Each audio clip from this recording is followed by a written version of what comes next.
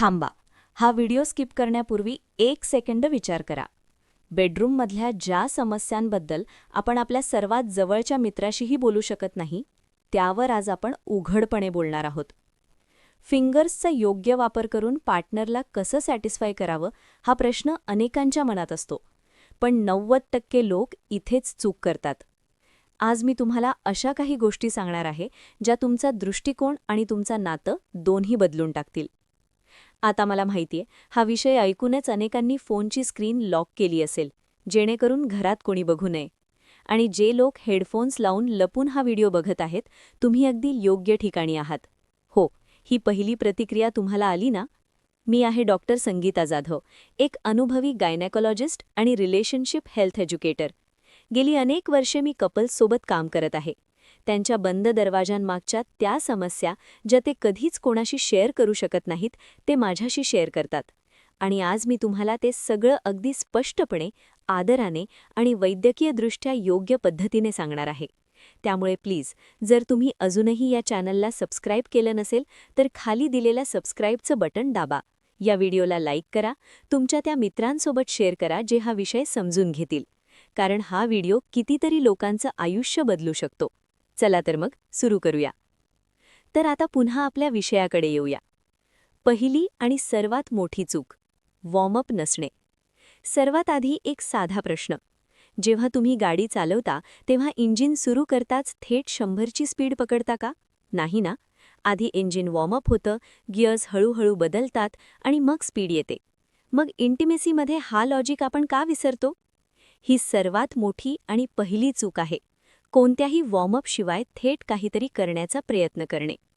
आता एका अशा परिस्थितीचा विचार करा जी आपल्यापैकी अनेकांच्या बाबतीत घडते. असे किती कपल्स आहेत जिथे एक पार्टनर पूर्णपणे तयार असतो आणि दुसरा पार्टनर अजूनही आपल्या दिवसभराच्या तणावातून बाहेर आलेला नसतो? ऑफिसमधल्या मीटिंगचं टेन्शन, मुलांचा अभ्यास, घर खर्च हे सगळं डोक्यात फिरत असतं. आणि या सगळ्यामध्ये काहीही न बोलता, कोणतीही जाणीव न करून देता थेट हात पुढे केला जातो. आणि मग आपण विचारतो, पार्टनरने रिस्पॉन्स का नाही दिला? कमेंटमध्ये नक्की सांगा, तुमच्यासोबत कधी असं झालंय का? फक्त हो किंवा नाही लिहिलं तरी चालेल. माझं तुमच्या कमेंट्सवर पूर्ण लक्ष असतं. इंटिमेसी हा एक संवाद आहे. आणि जसा कोणत्याही संवादात सुरुवात गरजेचं असतं, तसंच शरीराला शारीरिक आणि भावनिकदृष्ट्या तयार करावं लागतं. यालाच प्री प्ले म्हणतात.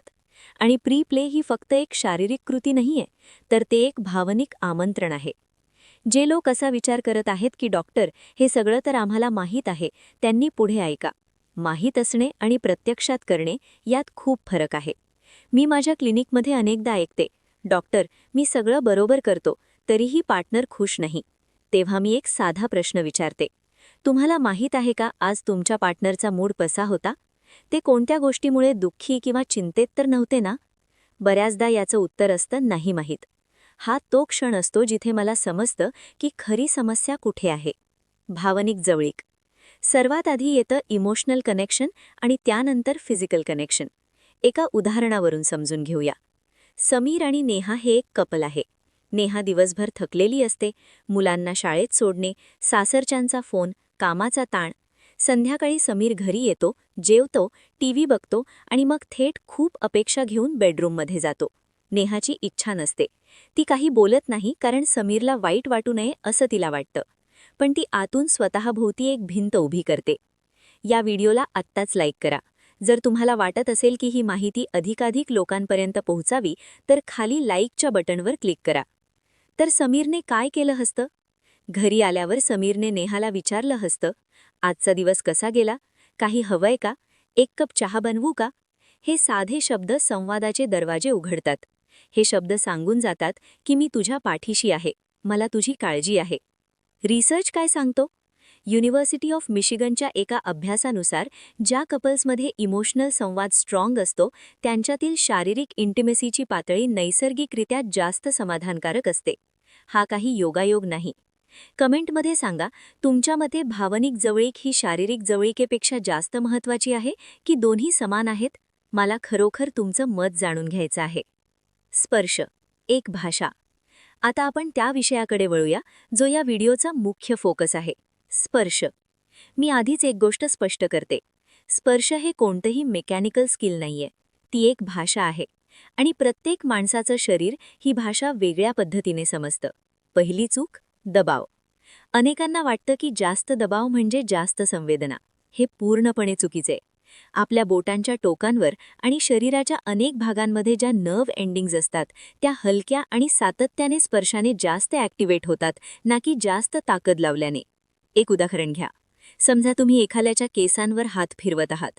एकदा अगदी हलक्या हाताने, प्रेमाने आणि दुसऱ्यांदा जोराने केस ओढता. दोन्हीपैकी कोणतं जास्त चांगलं वाटेल? साहजिकच पहिलं. हेच लॉजिक संपूर्ण शरीरावर लागू होतं. दुसरी चूक, वेग. सुरुवात करणाऱ्यांमध्ये ही खूप मोठी चूक असते. घाई करणे आणि लवकर संपवणे. यामुळे पार्टनरला फील करायला वेळच मिळत नाही. मी संगीताचं उदाहरण देते. जर एखादं गाणं खूप फास्ट लावलं तर त्यातला गोडवा हरवून जातो. तसंच जर स्पर्श खूप घाईघाईत असेल तर त्यातली ऊब आणि कनेक्शन हरवून जातं. खाली सबस्क्राईब बटन दाबा. हे व्हिडिओज अगदी मोफत आहेत आणि तुमचं नातं खऱ्या अर्थाने खूप सुंदर बनवू शकतात. चला तर मग सुरू करूया.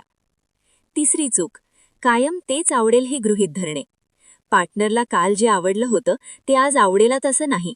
शरीरात आणि मूडमध्ये बदल होत असतात.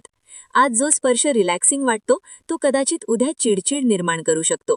त्यामुळे प्रत्येक वेळी नव्याने सुरुवात करा. उदाहरणावरून समजून घेऊया. अमित आणि स्वातीची कहाणी. अमितने एकदा स्वातीच्या मानेजवळ स्पर्श केला होता आणि स्वातीला ते खूप आवडलं होतं. मग अमितने तोच फॉर्म्युला पक्का केला. तो प्रत्येक वेळी तेच करू लागला. एक दोनदा स्वातीने एन्जॉय केलं, पण आता ती फक्त डोळे बंद करून हे कधी संपेल याची वाट बघत आहे. तो स्पार्कच संपला. यात अमितची चूक आहे का? हो. एकाच सुरात गाणं गात राहिल्याने ते संगीत होत नाही. वैविध्य म्हणजेच जीवन. तुम्ही या परिस्थितीशी किती रिलेट करू शकता? कमेंटमध्ये नक्की सांगा. आणि शक्य असेल तर तुमच्या पार्टनरसोबत हा व्हिडिओ शेअर करा. शरीराचे सिग्नल्स वाचायला शिका. हा भाग खूप महत्त्वाचा आहे. पार्टनर नेहमी शब्दात सांगणार नाही की इथे स्पर्श कर किंवा हे करू नकोस. अनेकदा, आणि विशेषतः अशा कपल्समध्ये जिथे एक पार्टनर थोडा लाजाळू किंवा शांत असतो, तिथे फीडबॅक शब्दांविना असतो. त्यामुळे आपल्याला शरीराचे संकेत वाचायला शिकावे लागतील. सकारात्मक संकेत कोणते? जेव्हा तुम्ही काही करता आणि पार्टनरचा श्वास थोडा ढोल होतो. जेव्हा पार्टनरचं शरीर तुमच्याकडे जास्त झुकतं.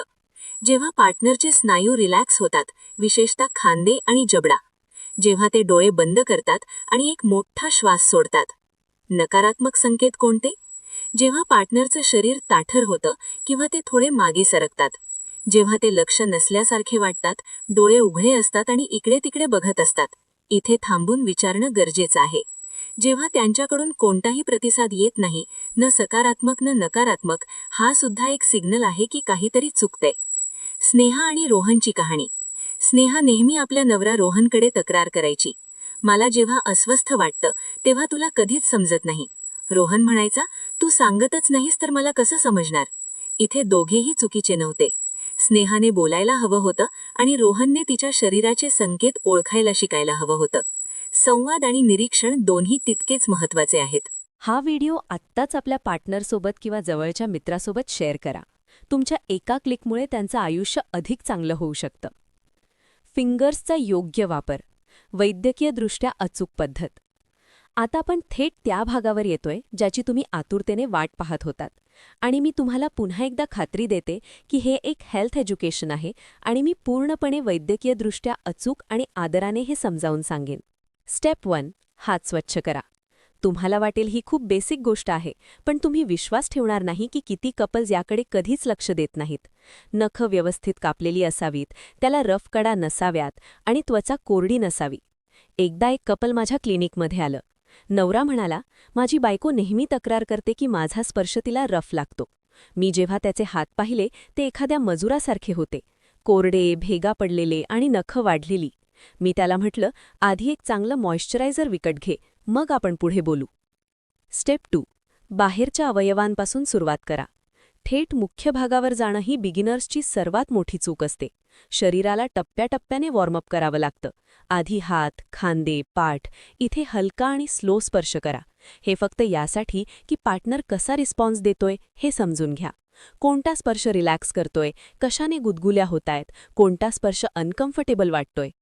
स्टेप 3. प्रेशर हळूहळू वाढवा. कधीही अचानक नको. स्वतःला एका संगीतकाराच्या जागी ठेवून विचार करा. संगीतकार जसा आवाजाचा व्हॉल्यूम हळूहळू वाढवतो तसंच करा. अचानक मोठा आवाज आल्यास प्रेक्षक एंगेज होत नाहीत, ते दचकतात.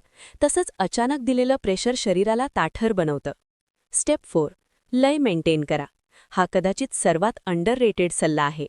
एक सातत्यपूर्ण रिधम पार्टनरच्या नर्वस सिस्टममध्ये एक सुरक्षित आणि प्रेडिक्टेबल संवेदना निर्माण करतं आणि शरीर नैसर्गिकरित्या जास्त चांगला रिस्पॉन्स देतं. अचानक आणि रँडम हालचाली गोंधळ निर्माण करतात. मेट्रोनॉमसारखं काम करा, स्थिर आणि जाणीवपूर्वक. स्टेप 5. शब्दांतून विचारपूस करा. हे तुला ठीक वाटतंय का? हे एक जादुई वाक्य आहे. यामुळे पार्टनरला वाटतं की तुम्हाला त्यांची काळजी आहे आणि बऱ्याचदा या एका गोष्टीमुळे उत्तेजना नॅचरली वाढते, कारण पार्टनर सुरक्षित फील करतो. रेश्माचं उदाहरण घेऊया. तिचं म्हणणं होतं, जेव्हापासून माझा नवरा केतनने कसं वाटतंय असं विचारायला सुरुवात केली तेव्हापासून गोष्टी खूप बदलल्या. आधी मी फक्त सहन करायचे, पण आता मी खऱ्या अर्थाने यात सहभागी होते. ही आहे एका साध्या वाक्याची ताकद. खाली सबस्क्राईब करा आणि बेल आयकन दाबा, जेणेकरून असे एज्युकेशनल व्हिडिओज थेट तुमच्यापर्यंत पोहोचतील. या चॅनलवर आणखी अनेक मौल्यवान विषय येणार आहेत. संयम. आपण एका मायक्रोवेव्ह जनरेशनमध्ये राहतो. 2 मिनिटात जेवण, 5 सेकंदात व्हिडिओ लोड, 10 सेकंदात रिप्लाय, आणि हीच स्पीड आपण आपल्या इंटिमसीमध्येही एक्सपेक्ट करतो. पण शरीर अशा प्रकारे काम करत नाही. विशेषतः स्त्रियांच्या शरीराला उत्तेजित होण्यासाठी जास्त वेळ लागतो. रिसर्च सांगतो की स्त्रियांसाठी सरासरी उत्तेजित होण्याचा वेळ 20 ते 30 मिनिटे असतो आणि बहुतांश कपल्स 5 ते 10 मिनिटात सगळं काही होईल अशी अपेक्षा ठेवतात. हाच तो गॅप आहे जो असमाधान निर्माण करतो. एका क्लायंटने मला गमतीने सांगितलं, डॉक्टर, मी पूर्ण प्रयत्न करतो, पण 10 मिनिटात तर सगळं होऊन जातं. मी त्याला विचारलं, मग नेटफ्लिक्सवरची 2 तासाची फिल्म तू 10 मिनिटात संपवतोस का? त्याला लगेच समजलं. पुरुषांनी संयम बाळगणं खूप गरजेचं आहे. पार्टनरच्या गरजा समजून घेण्यासाठी, त्यांचा मूड ओळखण्यासाठी. विकास आणि अंजलीची कहाणी. विकासला वाटायचं की 15 मिनिटात सगळं ठीक व्हायला पाहिजे. त्याची पत्नी अंजलीला 30 मिनिटं लागायची, पण ती कधीच सांगायची नाही. एक दिवस दोघे एका हेल्थ सेशनला आले. तिथे मोकळेपणाने चर्चा झाली. तेव्हा विकासला पहिल्यांदा समजलं की अंजली इतक्या लवकर अनकम्फर्टेबल का व्हायची. यात विकासची चूक होती का? पूर्णपणे नाही, कारण त्याला हे कोणी सांगितलंच नव्हतं. पण आता त्याला माहीत आहे आणि तेव्हापासून त्यांचं नातं खूप छान झालं आहे. यावर कमेंट करा. तुम्ही कधी तुमच्या पार्टनरला स्पष्टपणे सांगितलं आहे का की तुम्हाला किती वेळ लागतो, किंवा पार्टनरने तुम्हाला सांगितलं आहे का? अशा चर्चा तुमच्या घरात होतात का? संयम हे एक कौशल्य आहे जे शिकता येतं. त्यासाठी फक्त थोड्याशा जाणीवपूर्वक प्रयत्नांची गरज आहे. Sensitive zone. मेंदू. मी माझ्या वर्कशॉप्समध्ये एक गोष्ट वारंवार सांगते. आपल्या शरीरातील सर्वात सेन्सिटिव्ह झोन शरीर नसून मेंदू आहे. जर पार्टनर मानसिकदृष्ट्या तिथे उपस्थित नसेल, जर त्याला सुरक्षित वाटत नसेल, जर ते जज होण्याच्या भीतीत असतील, तर कोणतीही फिजिकल टेक्निक तिथे काम करणार नाही. संवाद कसा साधावा? जजमेंट फ्री झोन बनवा. पार्टनर जे काही सांगेल ते खोडून काढू नका. जर ते म्हणत असतील की इथे अनकम्फर्टेबल वाटतंय, तर डिफेन्सिव्ह होऊन का विचारू नका. फक्त ऐकून घ्या आणि त्यानुसार ॲडजस्ट करा. मला असं वाटतंय हे वाक्य तू हे असं केलंस या वाक्यापेक्षा खूप चांगलं आहे. एक वाक्य तुम्हाला जोडतं तर दुसरं वाक्य भांडण लावतं. बेडरूमच्या बाहेर बोला. अनेक कपल्सची हीच चूक असते की ते या विषयांवर फक्त तेव्हाच बोलतात जेव्हा परिस्थिती अनकम्फर्टेबल होते, रागाच्या भरात. त्यापेक्षा एखाद्या सुरक्षित शांत ठिकाणी चहा पिताना किंवा संध्याकाळी वॉकला गेल्यावर यावर बोला. ते जास्त सोपं जातं. एक हलकासा विनोद. एकदा एका कपलने मला सांगितलं की त्यांच्या रिलेशनशिपमधल्या सर्वात चांगल्या चर्चा ग्रोसरी शॉपिंग म्हणजे किराणा माल खरेदी करताना होतात, कारण तिथे ते दोघे एकाच दिशेने बघत असतात, एकमेकांच्या डोळ्यात थेट बघत नाहीत. मी त्यांना म्हटलं, मग तुम्ही त्या ग्रोसरी स्टोअरचे आभार का नाही मानलेत? गौरी आणि महेशची कहाणी. गौरीने पहिल्यांदाच आपल्या नवरा महेशला एक छोटीशी चिठ्ठी लिहिली. मला तुझा तो हळुवार स्पर्श खूप आवडतो. महेशला आधी समजलं नाही. मग तो मला म्हणाला, जर तिने हे लिहून दिलं नसतं तर मला हे कधीच समजलं नसतं. एक छोटीशी चिठ्ठी, एक मेसेज कधीकधी नात्याची दिशा बदलवून टाकतं. या व्हिडिओला आत्ताच लाईक करा आणि खाली कमेंटमध्ये सांगा की तुम्ही कधी तुमच्या पार्टनरला अशी चिठ्ठी किंवा मेसेज लिहिला आहे का, किंवा आज तुम्ही पहिल्यांदा लिहिणार आहात का? 60 वर्षांवरील लोकांसाठी खास. हा प्रेक्षकांचा एक अत्यंत महत्त्वाचा पण दुर्लक्षित राहिलेला भाग आहे. इंटिमेसीची गरज वयानुसार संपत नाही.